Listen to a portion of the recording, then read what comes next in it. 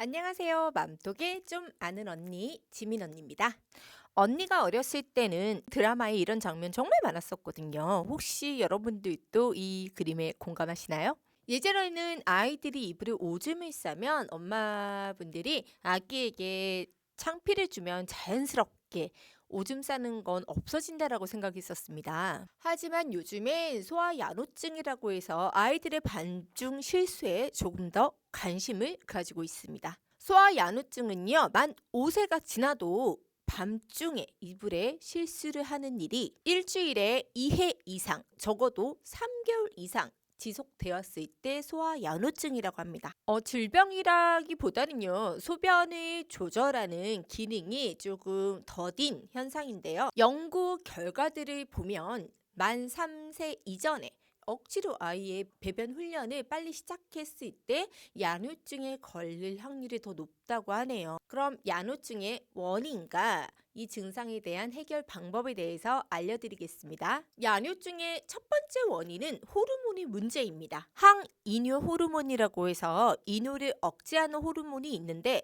야뇨증이 있는 아이는 항이뇨 호르몬의 증가량이 없기 때문에 실수를 하게 되는 거죠. 만약에 이런 경우라면 약물 치료로 호전을 보일 수 있다고 합니다. 두 번째 원인은 심리적인 문제입니다. 원치 않았던 배변 훈련과 갑작스런 환경 변화, 지나친 부모의 꾸중 등 이런 심리적인 스트레스로 인해 야뇨증을 유발할 수 있는데요. 야뇨증을 앓는 대부분의 아이들이 바로 이 심리적인 문제로 야뇨증을 앓는다고 하죠.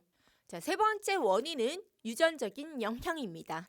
양쪽 부모 모두 유년 시절에 야뇨증을 앓았다면 아이 또한 야뇨증이 발생할 확률이 높습니다. 그렇다면 어떻게 이 문제를 해결해야 할까요? 아까 말씀드렸다시피 심리적인 문제로 야뇨증을 겪는 아이들이 대부분이라고 말씀을 드렸는데요. 우선 첫 번째, 아이의 치부를 다그치지 않기.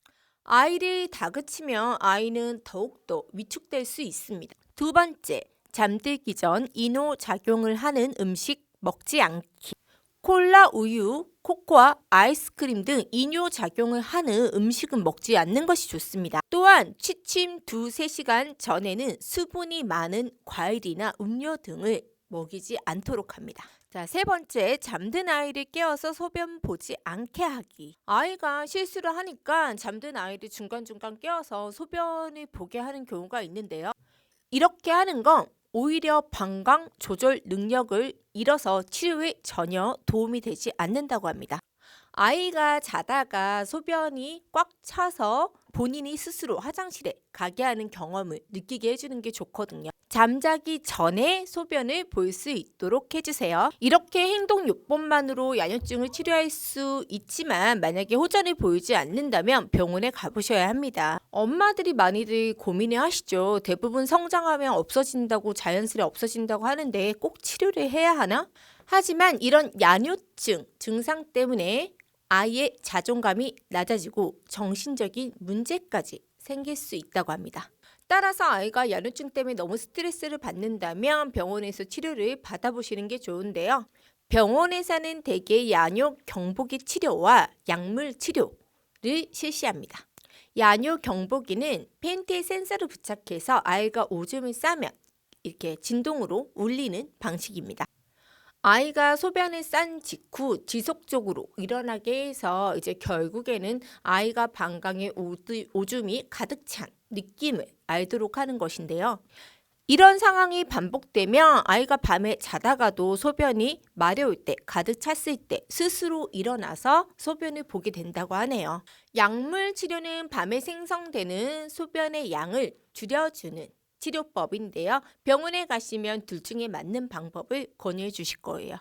그리고 만 5세가 되지 않았다고 하더라도 야뇨 증상 때문에 아이가 스트레스를 심하게 겪는다면 병원에 가서 치료를 받는 것도 좋다고 합니다. 하지만 의학적으로 만 5세가 되기 전까지는 소변을 가리지 못해도 병으로 보지 않는다고 하니까요. 아이가 스트레스를 받지 않는다면 느긋하게 기다려주세요. 이상 맘톡의 지민 언니였고요. 유튜브 구독하기, 댓글, 좋아요 잊지 마세요. 다음 시간에 뵙겠습니다.